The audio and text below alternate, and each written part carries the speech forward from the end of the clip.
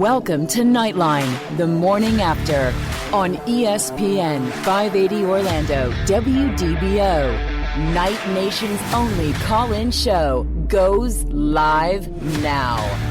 Alrighty, live from the VictoryCasinoCruises.com studio. This is Andrew Phegley along here with Kyle Israel, and this is Knightline the morning after. Kyle, how you doing this morning, man? I'm doing good. My mic's working, so I'm doing even better. Oh, yeah. Now there we can hear. Sounds good. We were having a little bit of an issue.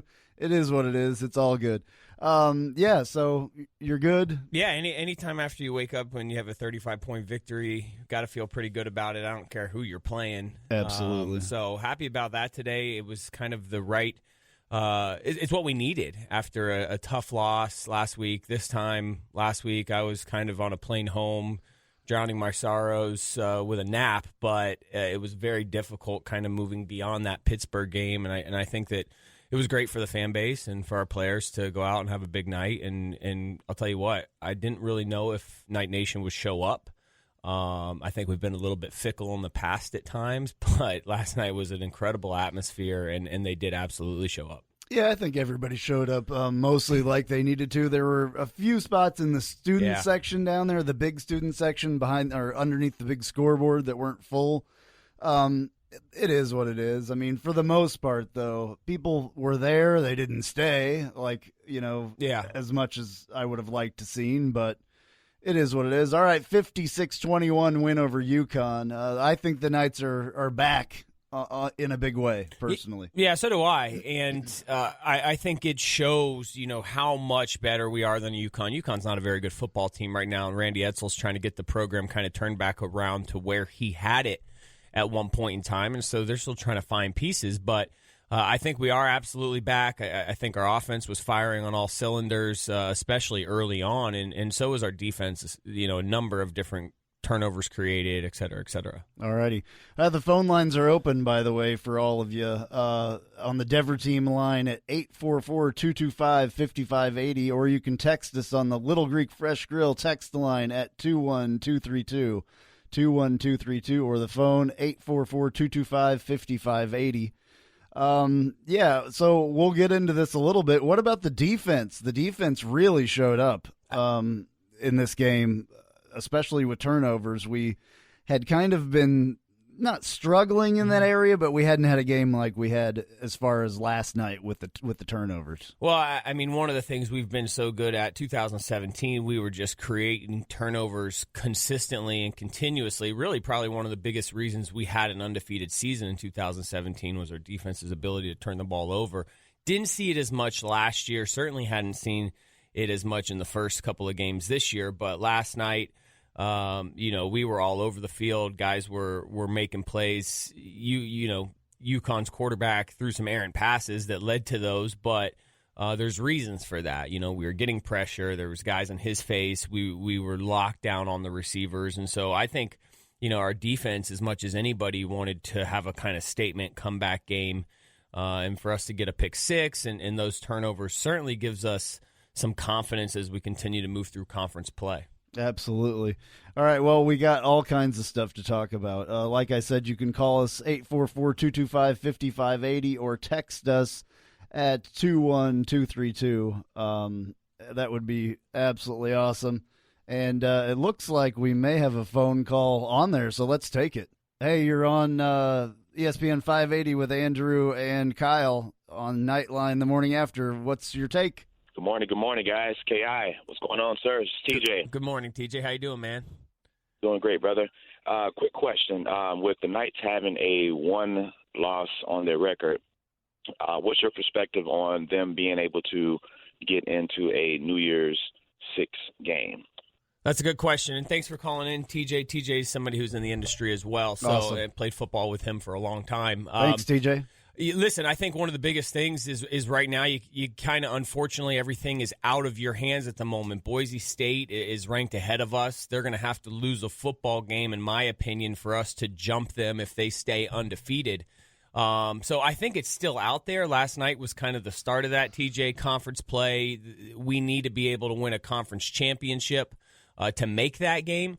And then we're going to need some help. And I think that if you look down Boise State's schedule, there's Colorado State, Utah State, BYU, and a few others that may be able to knock them off. But if we're going to get into the Cotton Bowl, we've, number one, got to go undefeated. Number two, got to continue to win convincingly. And number three, unfortunately, the position we put ourselves in last week with that loss is we need some help from somebody else for the first time in a long time. And it's our new companion in our home-and-home series with Boise. We need them to lose, unfortunately. I like it. I mean, I like playing against Boise and BYU. I think it's a beautiful thing. So we need to play those guys. It'll be a kind of a weird one with Boise right at the beginning, first game of the season, but we'll get over that, I think.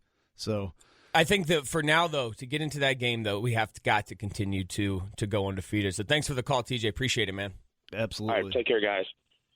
All right, cool. Well, nice. Call in the first segment. That's awesome. I love it. Such a great guy right there. Yeah, TJ. Cool. Very cool. Thank you very much for your call.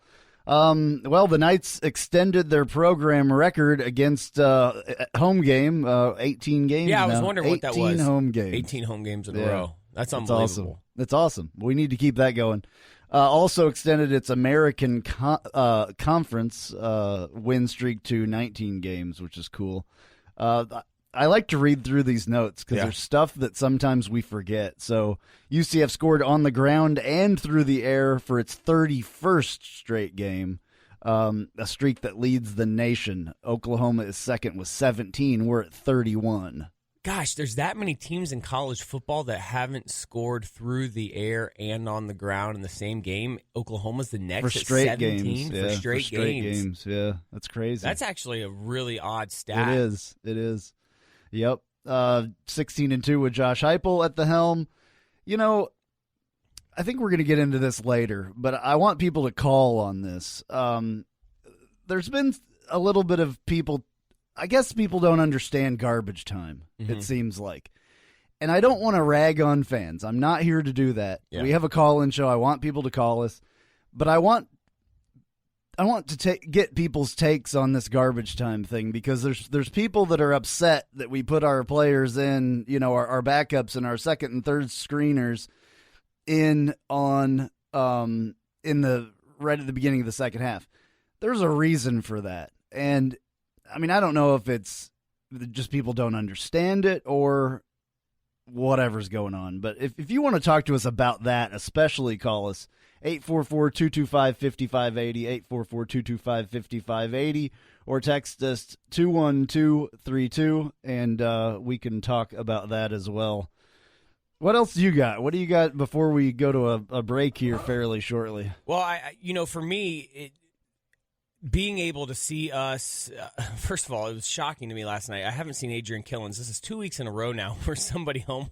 One time, Pitt I thought they were going to get him yesterday. Number 25 almost ran him down him last night, which makes me wonder how fast number 25 for UConn is. I was watching the game with my uncle. I turned to him. I said, I have not seen this is 2 weeks in a row now that I've seen somebody come from behind Adrian Killens and either make a tackle, which was crucial versus Pitt. That was a 14-point swing, that tackle.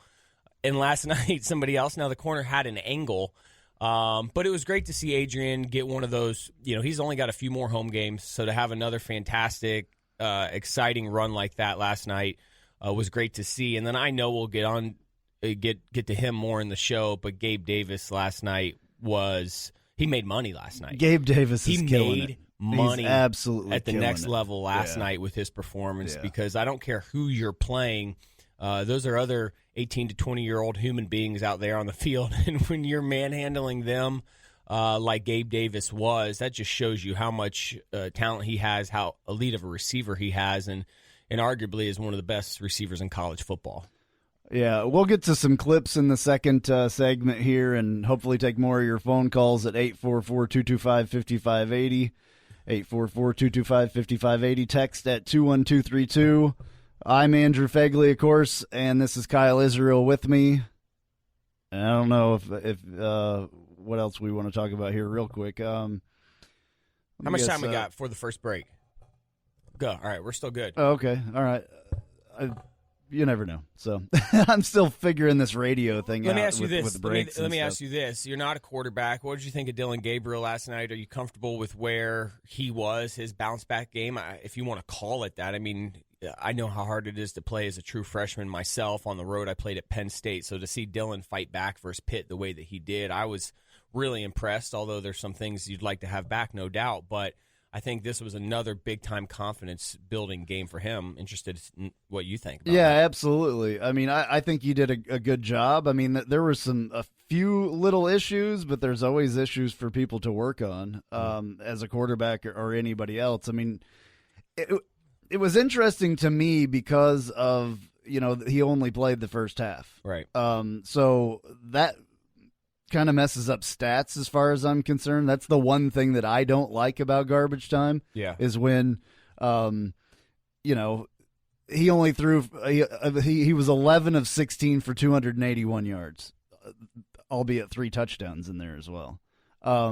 So got sacked one time. I think he played good though. There were a couple things in the red zone which not horribly happy about there. So that's my concern, really. Mm-hmm. Just maybe getting the timing down a little bit better on some of those corner passes as well. We had issues there.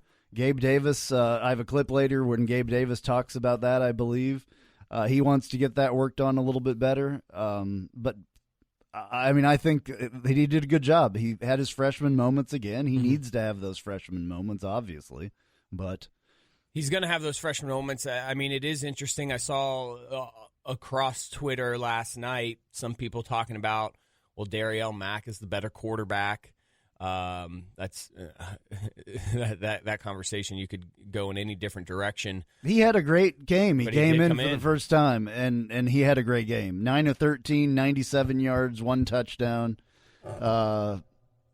21 yards was his longest throw. I don't know about running because he ran. That is one thing that he brings in it. I don't know what Dylan Gabriel has really running. No. We've seen him maybe run like 1 or 2 touchdowns in, but I mean, I know that people are talking about that as well, and kind of wondering what's going on there. I'd like to see him run a little bit more. Mac definitely ran a few times. Well, you just think back to had 6 for 35. 6 for 35, yeah. So a great average right there. You think back to, I was reflecting last week after the Pittsburgh loss, and I go back and look at how McKenzie played against Pittsburgh last year, right. And he was able to run the ball, score touchdowns with his legs. Dylan, and I think he had 96, close to 100 yards rushing. I'm not sure, but Dylan, had negative 36 yards rushing versus Pittsburgh. A lot of that's just sacks and pressure, but not exactly his fault, to the naked eye at least. But we need him to be a threat in the running game, and not against the UConn, but next week on the road, Friday night against Cincinnati, there may be a 3rd and 3, and we need to convert. Dylan needs to be an option for us in the running game because Mackenzie Milton was such a dynamic option for us with scrambling and with running that he could change the game. And that's what Lockett for Pitt did against us. 3rd and 7, 3rd and 8. He was scrambling for 3 or 4 first downs in that down and distance that helped them win that football game. And so I think we may find ourselves in another close matchup where Dylan's got to be able to run the football. Now, it's not going to be designed like Mackenzie, because he's not the same skill set, but to give us something there, like a DJ brings, is going to be helpful for his own game down the road. I think make this offense even better than it is right now. But, hey, how do you argue? We got 4 great running backs and 3 or 4 really incredible receivers, so just stay healthy, Dylan. Yeah, and a couple quarterbacks. So, Mac, I was impressed with. I mean, what did you think? He looked healthy out there. It was the first time I'd seen him look completely healthy, where he wasn't limping around on the sideline. He looks completely healthy. He looks confident. I think that from what I saw close up last week on the sideline at Pittsburgh, he was very engaged with Dylan on the sideline, with McKenzie and Brandon. They truly, and Quadri, they truly look like a very cohesive unit. They're all big-time athletes and want to play. So you feel for a guy like DJ to kind of lose his job right now and potentially in the future, long-term, barring an injury. You feel for a guy like that. But it was great to see him get on the field, get some action. because he was arguably going to be our starting quarterback going into the season. Right, and he wasn't listed on the depth chart at the beginning of the week either. When they sent that the depth chart stuff out, Quadri Jones was listed as 2. It was Brandon Wimbush or Dylan Gabriel as number 1, like they normally do.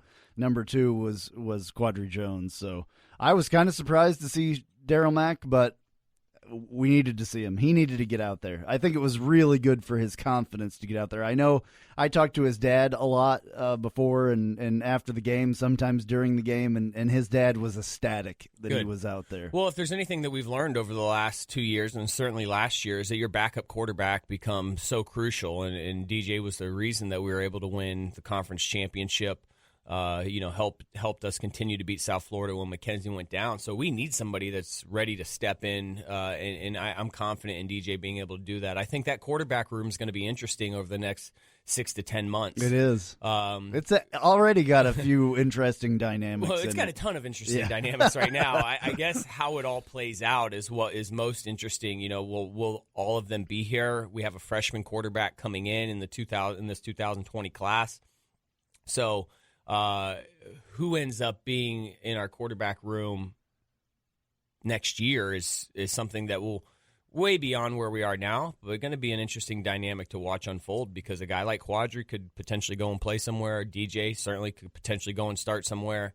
And next year we got McKenzie potentially back in the fold. So I'm interested to see how it develops. 844-225-5580 or text us at 21232. That is 21232. The Knights beat the Yukon Huskies 56-21 to win the civil conflict for the 5th time. 844-225-5580. Give us your thoughts on the game. More Knightline after this. And now, back to Knightline, the morning after, on ESPN 580 Orlando, WDBO. Call now at 844-225-5580 or text at 21232. All right, it is Knightline, the morning after. I'm Andrew Phegley, and joining me is Kyle Israel here. The phone lines are filling up. I'm loving it. They are. Yeah, so we'll get to those in a minute. But we have some texts here as well. One guy is talking about, I think his name is Brandon. My girlfriend and I have 3 kids. It's a lot of money for all of us to go out, and kids may not enjoy the football game and watch it the whole time. I understand that, people with kids. I understand that. Yeah. As far as I just want people to fill the stadium and stay as long as possible. I understand with kids. That's a completely different story. And for a 7 p.m. kickoff. I mean, it's late in the day kind of late in the day as well. Yeah. I don't have kids, so I'm not as sentimental to that, but I could imagine that right, but you want to get home. But Heupel has talked about it. The players, I know that okay, when you were out there, I know that there was games that you played where there wasn't probably that many people out there. Well, certainly when we were playing in the Citrus Bowl my first 3 years, there were not many people at all, and there were games that we were in or we're going to win, and we still didn't have a great crowd. So, it's beautiful to see a crowd turn out like that, especially coming off a loss like we saw yesterday. But there was a point in time in our program's history where, number one, we couldn't get the people to show up consistently. People were more drawn to who we were playing than watching us. And so, listen, if you got to go home early, I get it. I didn't stay for the entirety of the game last night. I'll be completely honest and candid about that because we had this show. I wanted to be able to watch some of the fourth quarter from home and kind of take in what I saw, but it's still a great turnout. All right, let's go to the phones here real quick. Let's go to the line one there, the first guy. Hey, you're on Knightline the morning after. What's your name? Where are you calling from? What you got? Hey, Andrew. Hey, how's it going? Hey, this is Matt Ayala down in Fort Myers. Hey, man. What's going on? What's your take today? What's going on? Well, we're actually driving back home. We stayed here. We went to the game last night. We did leave early because Jennifer is 7 months pregnant. And it's that's excused as well. Yeah, that's the other one. We were just listening on the hold. But it was a good game. We were both kind of perturbed about the 21 points, but we understand it. Everyone needs the reps and to get new guys in. You cannot bench Dylan man. Like, the controversy is completely over, and you said it, you know, in the off season that he will be our starting quarterback. So I'm from where we were defensive-wise last year, too, in the last couple of years, you know, people are forgetting about our defense is pretty stout, you know, when we have our ones in. So, pretty good game. People forget it's a conference game still, technically. It's the last official conflict, but a win's a win, you know. So, good game all around. Let me ask you this. Would you prefer to see Dylan in there longer through the game despite the score? Like, are you talking about him being still young, getting more reps, getting more experience? Is that what you're looking for in that statement? Yeah, no, I'm talking about the defense that we gave up 21, but they need rest. But my best friend that we were at the game, you know, he was still asking when we were up, you know, almost covering the spread in the first quarter. He's like, why is Dylan still in there? I said, man, he still needs practice. Yep. You know, like, he's still a true freshman. So there is a good balance, and I definitely think Hype has learned from the McKenzie injury. We all, you know, are the talk about no running quarterback and things like that. So, and I think the Bam injury, too, has really shaken him up. So you can't fault him. But, you know, Dylan needs a good balance of getting reps, but also not overplaying to risk injury. So I think it was pretty good balance on that. All right, Matt, thank you very much for calling, man. Really appreciate it. Be safe on your drive home. Thank you much. You have a great guy. All right, man. Take it easy. Thank you. All right, cool. Well, that's awesome that we got callers on 844-225-5580, 844-225-5580. Back to the text a little bit. Lewis in Worcester, Massachusetts. By the way, I said something else last week, and I felt horrible because I know it's Worcester, by the way. Thoughts on Quad not suiting up for this game? I just think that they wanted to give Daryl Mack some time there. And was Quadri dressed out? I don't remember ever seeing him personally, neither. But I wasn't really looking at that. I don't think if he didn't dress, and I can't confirm that, but there's a little bit of suspicion, concern, maybe their thought process because they dressed him last week on the road at Pitt. Matter of fact, they dressed all the quarterbacks and brought everybody. So for him not to be dressed at a home game, this is pure speculation on my behalf, but maybe he's potentially had conversations about looking to transfer, looking to go elsewhere. Nobody's told me that. That's just my opinion. He's a good enough quarterback that he could do that. He could transfer. And I would not blame him one bit if he does that. No, not at all. Because with his age and with really once you start a true freshman, anybody that's older than that freshman that's on the roster starts to probably look around and figure out where's a place for them to potentially land and more power to them. And we've obviously got quarterbacks coming in, in the draft or the draft. I'm thinking about the NFL a little bit there. In recruiting as well, we got a guy coming in that's pretty good also. A really good quarterback, also. Yeah. So yeah, I think that is a potential sign that Quadri could be looking elsewhere, but again, I don't know. Quadri posted a picture earlier in the week with kind of two fingers up, like a peace sign, and I don't know if that was a.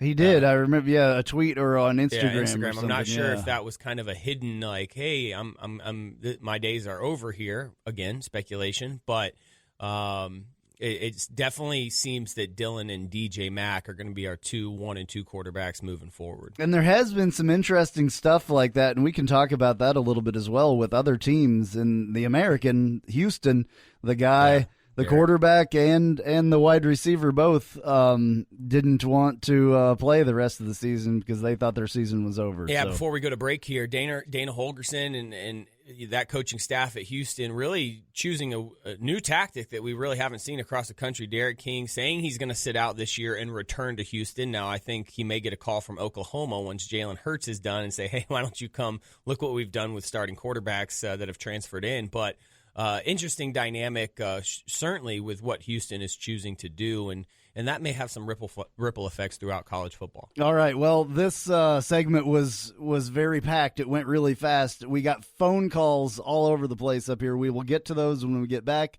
Again, this is Andrew and Kyle on Knightline the morning after. And now, back to Knightline, the morning after, on ESPN 580 Orlando, WDBO. Call now at 844-225-5580 or text at 21232. All right, this is Andrew Phegley, live from the VictoryCasinoCruises.com studio here at ESPN 580 Orlando. Joining me is Kyle Israel. The phone lines are full. I want to go to line 2 if we can here real quick and get Andrew. I believe this is Andrew. What's going on? Hey, guys. How you doing? Good. What's your take on what's going on? Well, I have a few things I guess I was going to go through with the game. I have, I guess, the good and the bad. I think the good, just to start off, I think DG looked really solid out there. Gabe is on the verge of being, I think, a first-round pick at this rate. Killen's got his house call. I think the defense was very opportunistic, especially in the first half. And it's good to see Mac back, healthy and being his normal self. Absolutely. Yeah, I think some things we need to work on. I think I'm starting to, I wouldn't say question Heupel, but, I mean, his fourth down calls, I think he went for, 3 times and came up short all 3 times. I'm not sure if he's just doing it just because or giving more real-time situations where this might be needed in the future, but I feel we're not really taking advantage of these fourth down plays. Secondly was the penalties, again, getting out of hand in the second half. The garbage TDs from UConn, I know that it's garbage times, but I think how UConn got them, they shouldn't have got them. It was us either a misassignment or a blown call versus UConn earning it.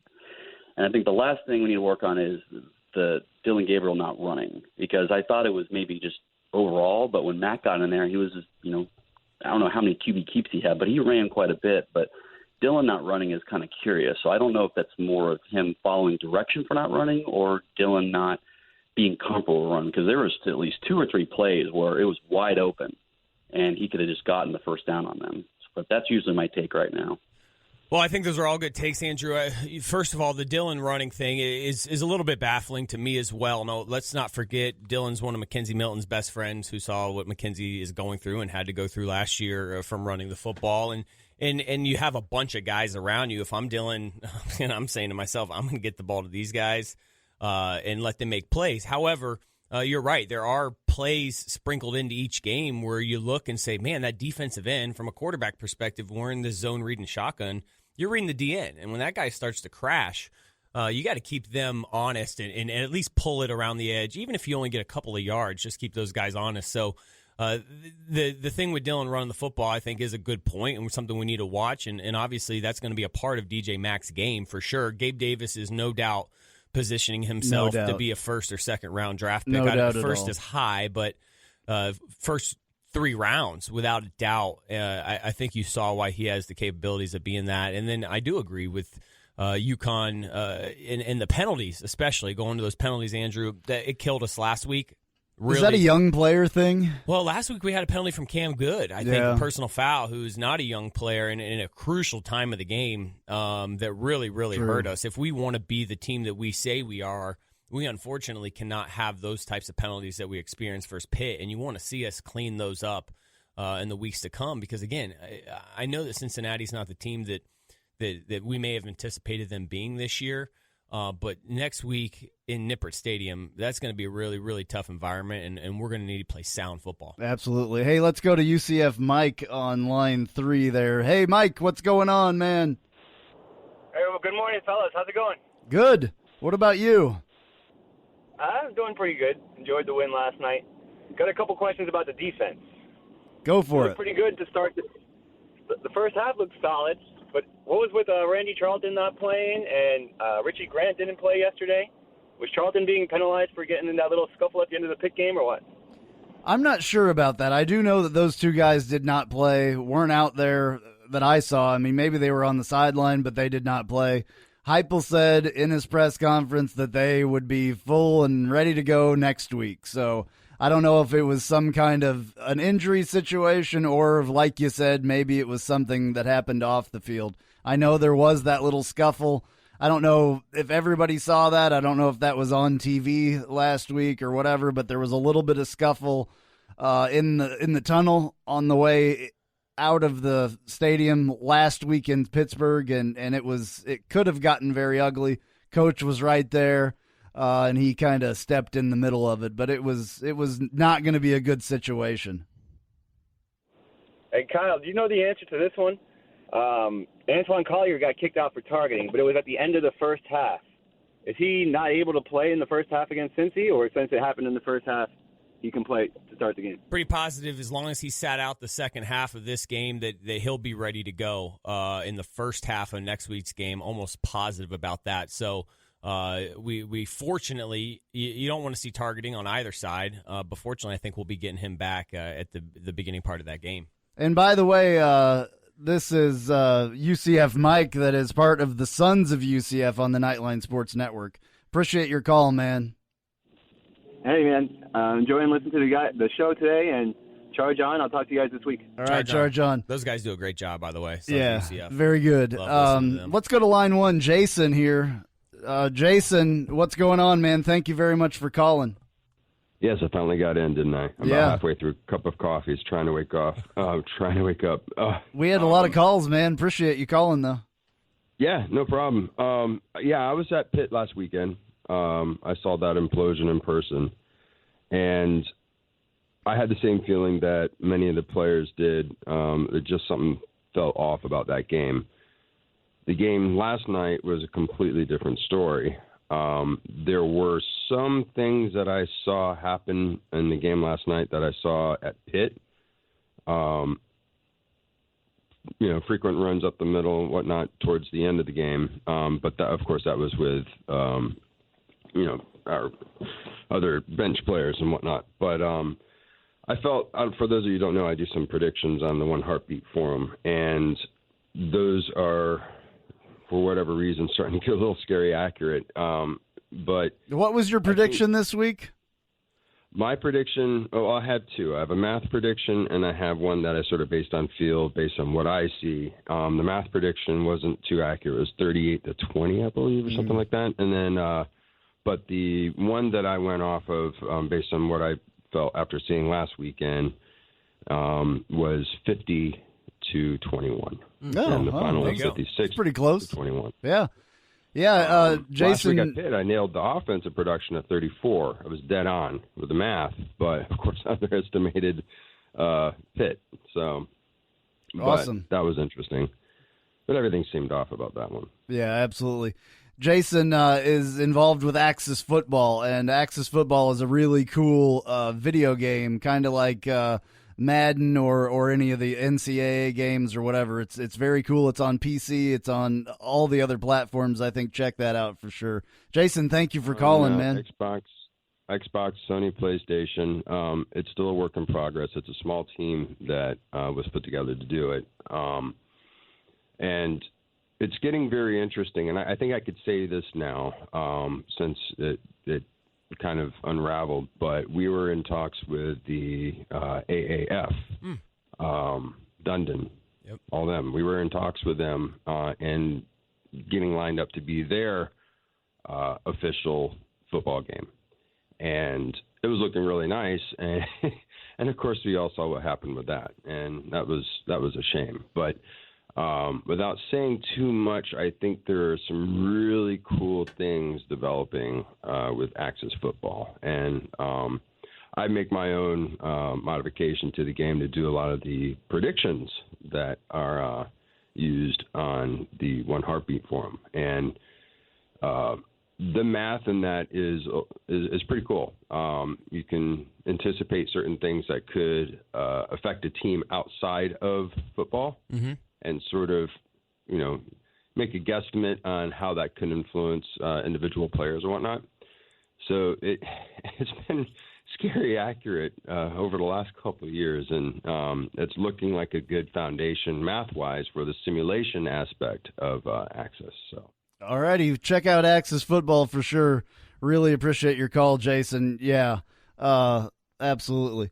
All right, so we got a text on the Little Greek Fresh Grill text line over here. Somebody wanted to say, let's not act like a grumpy Saban student and fans showed up at games was a blowout, not let the college kids be kids. Yeah, that's understandable, but then again, we want to fill the stadium for the players, and that's a big deal as far as I'm concerned. I mean, as a former player, there's guys going, you work so hard throughout the course of the week, you anticipate people showing up to watch you play. They've deserved that. They just won 27 regular season games in a row. So not to be critical, and again, I'll be the first one to tell you, I left early last night myself, but certainly showing up for the game for these guys is critical, is crucial, and frankly, because we lost, I think the national pundits, other fan bases, are going to watch how we respond as a fan base. And so if we are who we say we are, then we need to prove that as fans. Absolutely. And last night was a good step in that direction, but it was better. It was definitely better. I'm not saying that. But I mean, it's a beautiful environment, right? A great college football environment. We're talking about 4 or 5 rows, 6 rows in the upper deck that the students didn't fill in, but I have a feeling that they're going to continue to show up. Right, absolutely. 844-225-5580, or you could text us at 21232. That is 21232. The Knights beat the UConn Huskies 56-21 to win the civil conflict for the 5th time. That's still a thing. 844-225-5580. Give us your thoughts on the game. More Knightline the morning after this. And now, back to Knightline, the morning after, on ESPN 580 Orlando, WDBO. Call now at 844-225-5580 or text at 21232. All right, this is Andrew Phegley here at the VictoryCasino.com cruises. Oh, I messed that up. VictoryCasinoCruises.com studio. This is a little bit of a short segment we got going here to end it up. Thank you for everybody calling and all that stuff. I wanted to get to some clips because we never got to do it in the beginning. We got going there and never got to hear it. Let's hear Heupel's opening statement after the game. Obviously excited about the way we played in the first half. I thought our ones did a great job in all 3 phases. Turnovers huge early defensively. There's more out there as far as the turnovers go, too. It dropped a couple. But pleased with the way they played. Obviously got a lot of our young guys a ton of work here in the second half and a lot of things we can do a whole lot better. Great experience for them to learn from and get better. Kyle, any thoughts on that?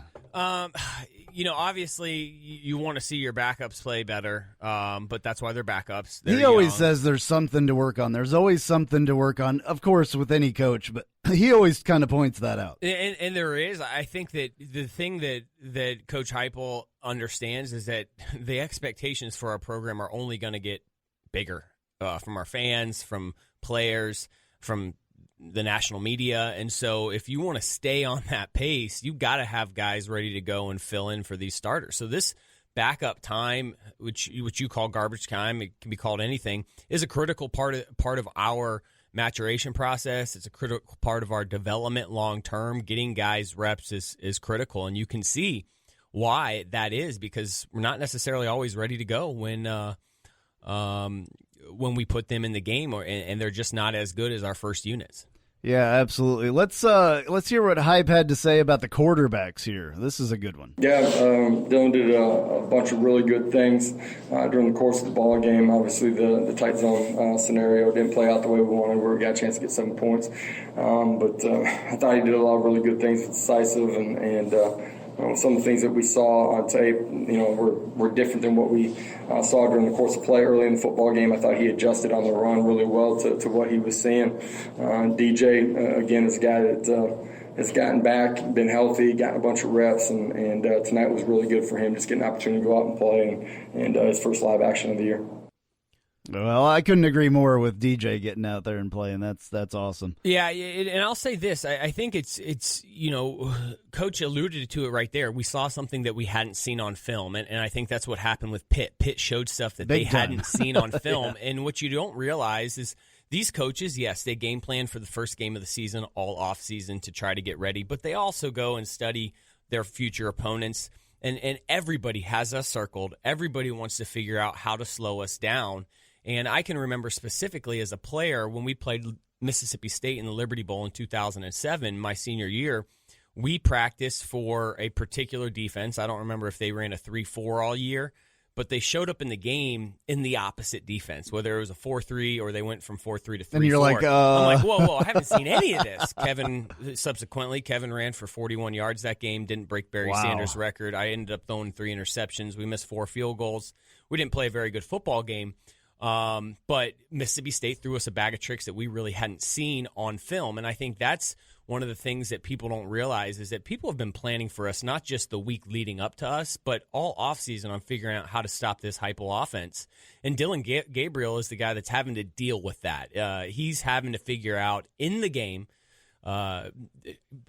behind center, what these teams are trying to do, and that's not always easy for a true freshman to be able to process all that. And everybody says that he's really good at looking at film and stuff like that, but when they change it around, why wouldn't you change it around? Give him this to look at on film and then do something completely different. Teams are going to continue to do that. I know that, Cincinnati's going to look at Pitt and say, what pressures did they bring that gave him a hard time? We're going to tweak it a little bit, but try to get the same thing done. That's going to be a very interesting game coming up here on Friday night. Short week. Heupel already was saying in the press conference, it's already Monday. This is Monday for us. So definitely a short week, which is kind of a bummer, but that happens.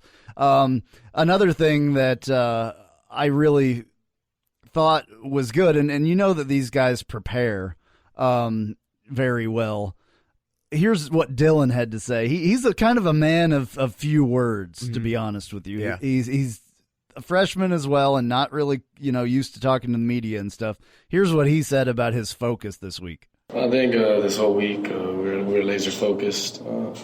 Knew we had to come out with the win, and I think both sides of the ball played very well. But there's definitely things to fix, and the main thing is we want to know. So, all righty. So yeah, the main things want to know. Coach Speak has set in for him. Yeah, he's good. He's good with the Coach Speak stuff for sure. Absolutely. What else do we got here? Let's play this one from Neville Clark really quick. I loved that he got that interception for a touchdown. That guy is going to be one of those players that goes, I think, high in the draft next year in the first 3 rounds, I believe. I think he's really showing what he's worth this year and really shutting down a lot of stuff on that side. So here's what he had to say. He doesn't say much either. So I mean, as a defense, we always try to focus on getting turnovers and negative plays. So as a defense, that's what we're about. That's what we try to do. And whenever we do that, that's when we turn up with each other and get hype on the field. Well, that's cool. Yeah. It's just cool for him to do that out there. So, and they were definitely hyped up after that. And Neville had a good game last week as well. Really did a good job on his side of the field of really shutting down Pitt. So, kudos to him for his play last week. We obviously didn't get the team win. It's a team game, but he's played very good. All righty. Well, thanks, guys, for listening. Again, this is Knightline the morning after. Yeah, it was very quick this week. Thanks for everyone's calls. We'll see you next week right here on WDBO Sports Radio, ESPN 580.